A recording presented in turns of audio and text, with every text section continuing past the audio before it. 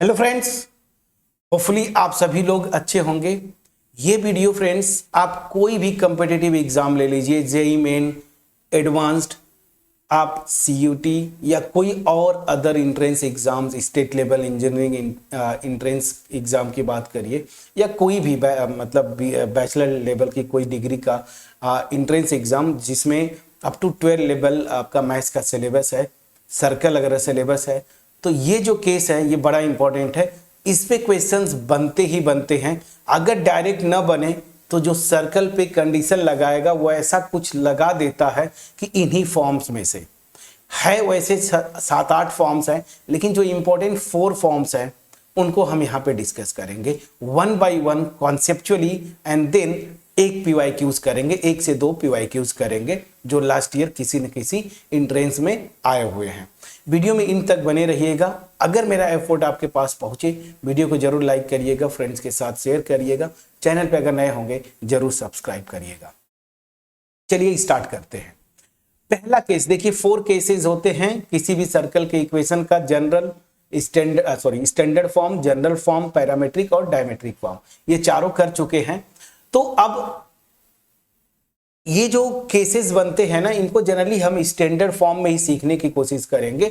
और अगर आपको ऑप्शन, अगर आप जैसे एग्जाम में बैठते हैं, अगर ऑप्शन आपका मान लीजिए जनरल फॉर्म में दे दिया तो इसको आप जनरल फॉर्म में कन्वर्ट कर सकते हैं, मतलब इसको सिंप्लीफाई कर दीजिएगा, आंसर आपका आ जाएगा। तो चलिए पहला केस क्या है, इंटरेस्टिंग केस है। When the circle touches x axis. अगर कोई सर्कल है, मैंने ग्राफ बना के रखा है, यहां पे एक सर्कल है जो कि ये एक्स एक्सिस को टच करता है, एक्स एक्सिस को मान लीजिए यहां पे टच करता है, और ये पॉइंट फॉर एग्जांपल मान लीजिए P है, ठीक। तो अगर ये इस पॉइंट पे टच करता है एक्स एक्सिस को, तो इस तरह से देखिए ये फिगर बनेगा। अब यहां पे इंटरेस्टिंग क्या है कि मैं पहले से एज्यूम करूं कि अगर सेंटर जो है HK है, ठीक है ना, तो आपने कॉन्सेप्चुअली सीखा था कि सेंटर को अगर मैं सरकमफरेंस के किसी पॉइंट से मिलाऊंगा ना तो रेडियस मिलता है। तो यहां पे जो मेरा CP है ना, वो मेरा इस सर्कल का रेडियस, अगर रेडियस को मैं A लिखता हूं, उसी के इक्वल हो जाएगा। दैट मीन्स क्या हुआ, यहां पे जो CP है वो मेरा रेडियस हो जाएगा। और CP दूसरा क्या है, इसी में देखेंगे तो इस सेंटर का जो Y कोऑर्डिनेट है ना, वही तो होता है ना, Y कोऑर्डिनेट मतलब देखिए एक्स एक्सिस से या ओरिजिन से ऐसे Y एक्सिस की तरफ कितना डिस्टेंस, देखिए ये, ठीक है ना।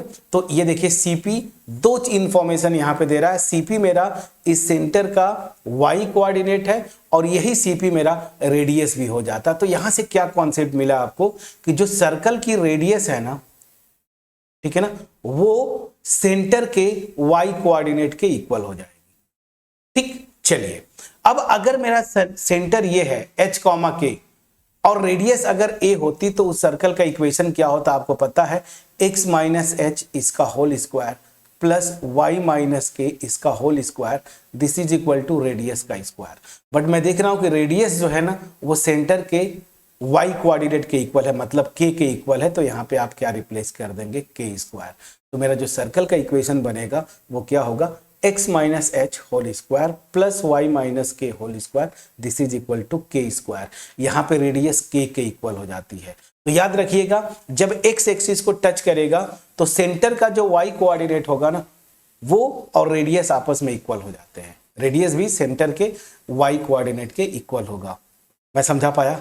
चलिए दूसरा केस, जब सर्कल y एक्सिस को टच करे। अब देखिए यहां से अगर ये y एक्सिस को टच करेगा कुछ ऐसा फिगर होगा। अब सेंटर का अगर कोऑर्डिनेट h, k है तो ध्यान दीजिए, अगेन सेंटर से जहां पे टच कर रहा है इसको मान लीजिए P, ये सरकमफेरेंस है। तो अगेन CP जो मेरा होगा सर्कल का रेडियस होगा, और यहां पे CP है क्या, सेंटर का x कोऑर्डिनेट भी है, ये h के इक्वल है। तो यहां से क्या मिला कि अगर y एक्सिस को टच करता है तो रेडियस जो है सेंटर के x कोऑर्डिनेट के इक्वल है, और अगर x कोऑर्डिनेट के इक्वल है तो इक्वेशन लिखेंगे, अगर सेंटर h, k है तो x minus h whole square plus y minus k whole square, this is equal to radius का स्क्वायर। और रेडियस क्या है, सेंटर के x कोऑर्डिनेट के इक्वल है, तो यहां से मैंने लिख दिया h स्क्वायर। समझा पाया कि नहीं, प्लीज बोलिएगा। तो कॉन्सेप्चुअली जाना है, दिमाग में ये फिगर बनना चाहिए, कभी भी मिस्टेक नहीं होगा। मैं ये कभी नहीं बोलता कि आप इसको याद करें, नहीं, रटना नहीं है, कॉन्सेप्चुअली जाए, जब भी जैसा कंडीशन होगा उसके अकॉर्डिंगली आप निकाल लेंगे। अब चलिए तीसरा और सब ये भी और इंपॉर्टेंट है, दोनों एक्सिस को सर्कल टच करे, मतलब एक्स एक्सिस को भी टच करेगा, वाई एक्सिस को भी टच करेगा। मान लीजिए सेंटर का कोऑर्डिनेट जो है ना एच और के है, ठीक। अब सेम उसी कॉन्सेप्ट से अगर ये P पे कट करता है टच करता है एक्स एक्सिस को और Q पॉइंट पे टच करता है वाई एक्सिस को, तो यहां से CP जो आएगा वो रेडियस होगा और इधर से CQ भी जो आएगा वो भी रेडियस होगा। और लकीली CP क्या देगा, सेंटर का y कोऑर्डिनेट, और CQ क्या देगा, सेंटर का x कोऑर्डिनेट। और यहां पे ये तीनों आपस में देखिए CP CQ, ये इधर से भी ये रेडियस, इधर से भी रेडियस, तो ये तीनों दोनों आपस में इक्वल हो जाएंगे। सेंटर किसके इक्वल होंगे, सर्कल के रेडियस के। तो यहां से क्या समझ में आ रहा है आपको कि सेंटर का x कोऑर्डिनेट, सेंटर का y कोऑर्डिनेट और सेंटर का रेडियस सर्कल का रेडियस, ये तीनों आपस में इक्वल हो जाते हैं। तो जब दोनों एक्सिस को टच करेगा तो सेंटर कि दोनों एक्स और वाई कोऑर्डिनेट्स दोनों आपस में इक्वल होंगे और ये रेडियस के भी इक्वल, मतलब ये तीनों इक्वल होते हैं। तो इसीलिए जब कुछ बुक्स में आप देखेंगे तो इस सेंटर को क्या लिखता है, इस टाइप का एच एच लिख देगा या अल्फा अल्फा लिख देगा। तो सीधी सी बात है, ये जब तीनों इक्वल हैं तो एच की जगह भी एच रख दूंगा इक्वेशन में, एक्स माइनस एच का whole square plus y minus k का whole square, this is equal to radius का स्क्वायर। अब ये तीनों आपस में इक्वल हैं तो h तो छोड़ ही दिया, k और a की जगह भी मैं क्या रख दूंगा, h रख दूंगा। तो मेरा इक्वेशन क्या हो जाएगा, x minus h whole square plus y minus h whole square, this is equal to h square. तो देखिए ये इक्वेशन आया, ठीक है। तो इस केस में जब दोनों एक्सिस को टच करेगा तो सेंटर का x कोऑर्डिनेट, y कोऑर्डिनेट और सर्कल का रेडियस, ये तीनों आपस में इक्वल होंगे। यहां पे रख दीजिएगा, ये इक्वेशन बनता है। समझा पाया कि नहीं? चलिए अब आते हैं फोर्थ एंड लास्ट जो इंपॉर्टेंट केस है, when the circle passes through the origin से पास करे and has intercept 2 alpha 2 beta on x axis and y axis respectively. इसका मतलब क्या है, ऐसा कुछ फिगर बनेगा, ओरिजिन से पास भी करना है, एक्स एक्सिस पे 2a यूनिट, तो यहां पे एक्स एक्सिस पे OA, ये एक्स एक्सिस पे इंटरसेप्ट है, इसकी लेंथ क्या है मेरी 2a है, क्वेश्चन में दिया हुआ 2a नहीं 2 अल्फा दिया है, सॉरी। और सेम y एक्सिस पे भी इंटरसेप्ट कट करता है, तो y एक्सिस पे जो इंटरसेप्ट है मेरी, वो मेरी OB है। यहाँ पे देखिए OB, तो OB मतलब ये जो है ये भी कितना है, क्वेश्चन में दिया है 2b। अब चलिए यहां से अब थोड़ा सा लॉजिक से चलते हैं। अब मैं सेंटर का जो कोऑर्डिनेट है वो h, k मैंने मान लिया, ठीक। अब जरा ध्यान दीजिएगा, ये इंटरसेप्ट दिया हुआ है, तो रिजल्ट आपने पढ़ा है कि सेंटर से सर्कल का कोई भी कॉर्ड है ना, वहां से अगर परपेंडिकुलर ड्रॉप करेंगे तो ये जो परपेंडिकुलर है ना वो इस कॉर्ड को बाइसेक्ट करता है, मतलब दो इक्वल पार्ट्स में डिवाइड करता है। तो मान लीजिए सेंटर से यहां पे मैंने परपेंडिकुलर ड्रॉप किया D, तो ये D क्या करेगा, OA जो एक्स एक्सिस पे इंटरसेप्ट है, यही इसका कॉर्ड है सर्कल का, तो OA को दो इक्वल पार्ट में डिवाइड करेगा, मतलब OD इक्वल टू DA। अब मेरा OA क्वेश्चन में दिया हुआ है कि 2 अल्फा, तो उसका आधा करेंगे बाई 2 कर देंगे तो अल्फा आ जाएगा। मतलब क्या हुआ, OD और DA ये दोनों अल्फा अल्फा हो जाएंगे। मैं समझा पाया? उसी तरीके से सेंटर से इस वाले इधर जो y एक्सिस पे इंटरसेप्ट है, परपेंडिकुलर ड्रॉप करेंगे CE, तो ये E क्या करेगा, ऐसे देखिए, तो इसको बाइसेक्ट करेगा, मतलब OE और EB ये दोनों इक्वल पार्ट हो जाएंगे, मतलब बीटा बीटा हो जाएंगे। मैं समझा पाया? अब चलिए, अब अगर ऐसा हो जाता है तो इधर वाला ये जो पोर्शन CE है ना, इधर ध्यान दीजिए, ये CE, वो CE किसके इक्वल हो जाएगा, OD के इक्वल होगा, और OD मेरा क्या है, अल्फा है। उसी तरीके से ये OE जो है, OE ये वो किसके इक्वल होगा, CD के इक्वल होगा, CD के इक्वल, और OE किसके इक्वल है, बीटा के इक्वल है। अब ध्यान दीजिए, CE या OD इस सेंटर का x कोऑर्डिनेट होगा, वो हो गया अल्फा, और उसी तरीके से OE या CD ये सेंटर का y कोऑर्डिनेट होगा, ये क्या हो जाएगा, बीटा। मैं समझा पाया कि नहीं, प्लीज बोलिएगा। अब आते हैं मतलब क्या हुआ कि जब ये इंफॉर्मेशन है, इससे मैंने निकाला कि सेंटर का कोऑर्डिनेट्स अल्फा और बीटा हो गए। अब रेडियस में निकाल लूं। रेडियस निकालने के लिए आप करेंगे क्या, ध्यान दीजिएगा, सेंटर से इस ओरिजिन को मिला दीजिए, यहां पे ये हाँ ठीक है, चलिए इसको मैंने मिला दिया, ठीक है ना, मतलब OC। तो सेंटर से सरकमफेरेंस पे मिलाया तो यही मेरी रेडियस होगी। अगर रेडियस को मैं A बोलता हूं तो जरा इस राइट एंगल ट्रायंगल में आइए जरा, ये देखिए ODC, ये राइट एंगल ट्रायंगल बन रहा है, ODC ये राइट एंगल ट्रायंगल है। तो इसमें ये मेरा हाइपोटेन्यूज है रेडियस, तो रेडियस का स्क्वायर हाइपोटेन्यूज का square, Pythagoras theorem, equal to base, base मेरा क्या है OD, OD मेरा अल्फा है तो alpha square plus perpendicular CD, ये क्या है मेरा बीटा है तो बीटा स्क्वायर। तो यहां से क्या आया कि रेडियस का स्क्वायर, या रेडियस यहां से अगर मैं बोलूं तो under root alpha square plus beta square. तो अगर ऐसा सर्कल जिसका सेंटर अल्फा कॉमा बीटा है, रेडियस ये है, इसका इक्वेशन क्या हो जाएगा, तो x माइनस अल्फा का whole square plus y minus beta का whole square, this is equal to r square, r मतलब रेडियस, तो रेडियस का स्क्वायर मतलब a का स्क्वायर करेंगे तो alpha square plus beta square. देखिए यहां पे दिया, मैं समझा पाया कि नहीं, प्लीज बोलिएगा। तो ये आपका कॉन्सेप्ट है। ये 4 केसेस थे, एक एक चीज डिटेल में बताया मैंने। आप फिर से अपने से, मैंने अपना बेस्ट एक्सप्लेनेशन देने की कोशिश किया, फिर से सारे केसेस को नोट करिए कॉपी पे और अपने से फिर से विजुअलाइज करना है, रटना नहीं है, विजुअलाइज करना है। कब किस केस में कैसे क्या सेंटर कब चेंज हो रहा है या रेडियस कब चेंज हो रहा है, उसके अकॉर्डिंगली आप क्वेश्चंस को अप्लाई करेंगे क्वेश्चंस में इन कॉन्सेप्ट्स को। अब मैंने एक दो क्वेश्चंस लिए हैं जिसमें एक थोड़ा सा ये क्वेश्चन जो है, इस क्वेश्चन को जरा देखते हैं। ये क्वेश्चन क्या बोला है, the equation of circle of radius 5 and touching the coordinate axes in third quadrant is. बड़ा इंटरेस्टिंग केस है फ्रेंड्स। क्या बोला है, उस सर्कल का इक्वेशन बताइए जिसकी रेडियस तो 5 है लेकिन वो जो कोऑर्डिनेट x और y एक्सिस को थर्ड क्वाड्रेंट में टच कर रहा है। तो इसका मतलब क्या हुआ, जरा इसको अगर आप देखने की कोशिश करेंगे तो यहां से आएगा। ये देखिए, ये मेरा सर्कल हो गया, ठीक है। अब बोल क्या रहा है, ये जो सर्कल है ना, x और y एक्सिस को थर्ड क्वाड्रेंट में टच करेगा। तो थोड़ा सा मैं नीचे इसको लाके और बनाने की कोशिश करता हूं तो और ज्यादा अच्छे से मैं शायद बना पाऊंगा। चलिए यहाँ पे ये देखिए, जब थर्ड क्वाड्रेंट में चेक टच करवाना है तो कुछ मुझे ऐसे बनाना, यहाँ ऐसे और यहाँ पे ऐसे, प्लीज चेक करिए।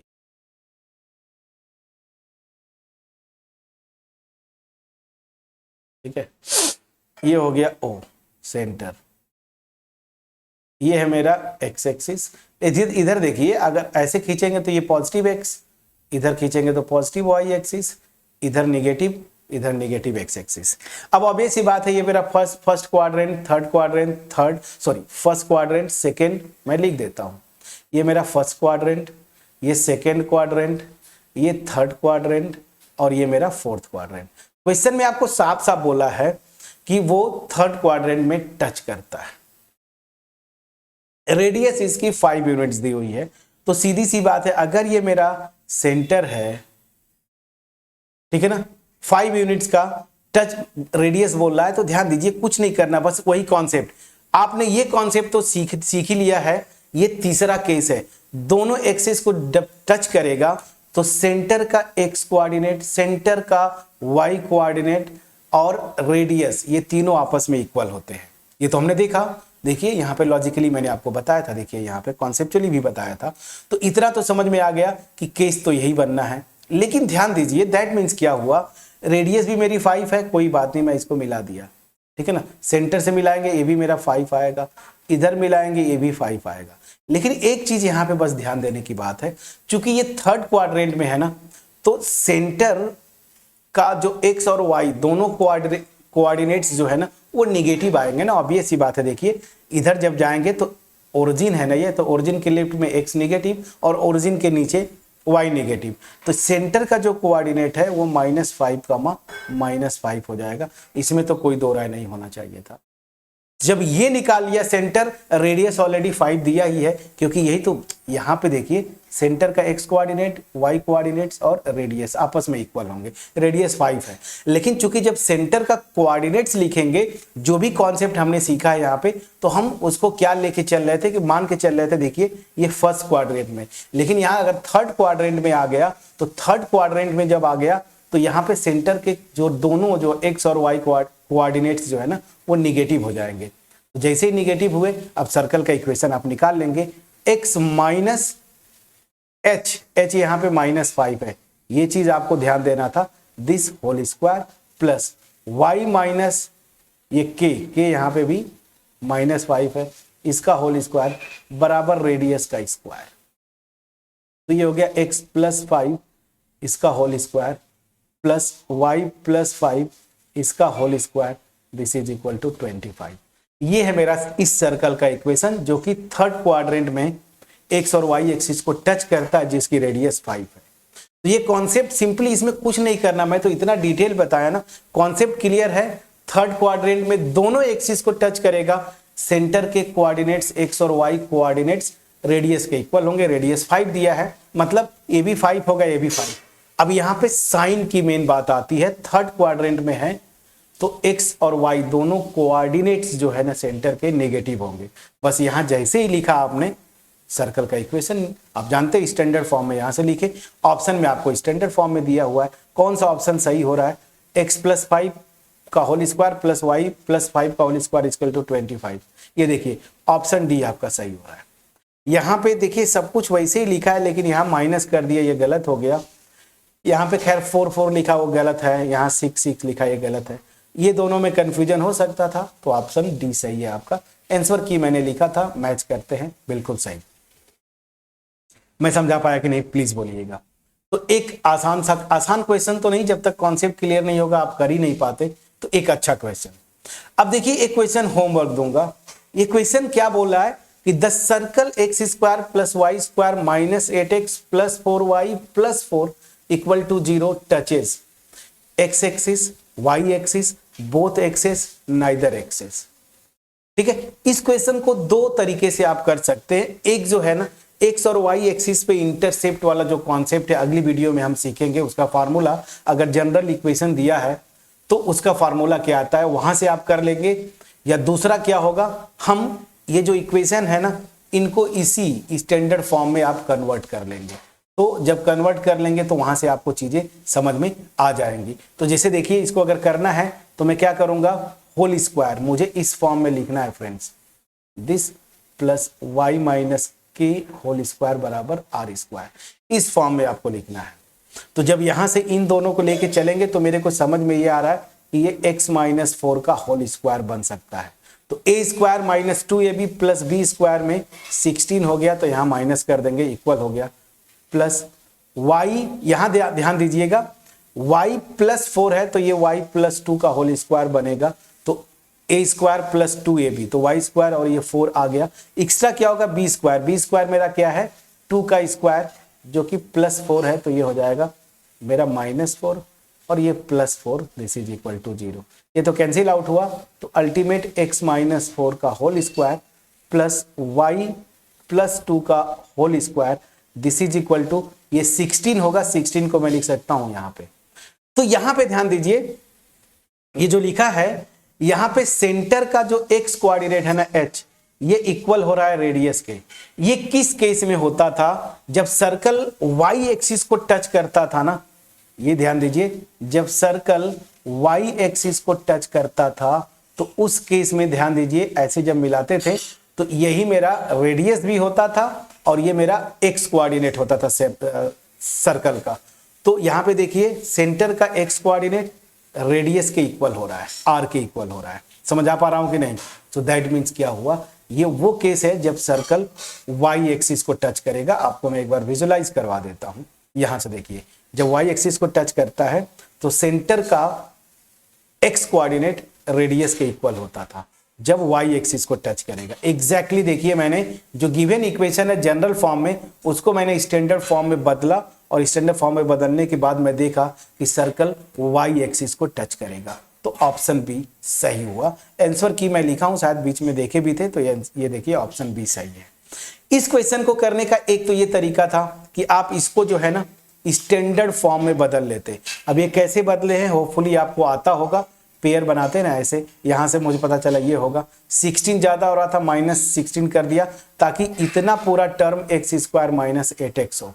सिमिलरली वाई स्क्वायर और 4y इतना आने के लिए ये दोनों टर्म्स एंड ये कांस्टेंट टर्म है। ये तो मेरा हो गया। अब इस क्वेश्चन का जो सेकेंड मेथड है वो इससे आसान होगा, क्योंकि ये क्वेश्चन इस मेथड से भी कर सकते थे, तो मैंने यहां पे भी करवाया। और मेथड 2 जो है ना, जब एक्स एक्सिस और वाई एक्सिस पे कोई सर्कल इंटरसेप्ट कट करता है तो सर्कल का अगर जनरल इक्वेशन दिया है तो उसका फार्मूला क्या बनता है, तो उस वीडियो में, नेक्स्ट वीडियो में मैं उसी को करूंगा।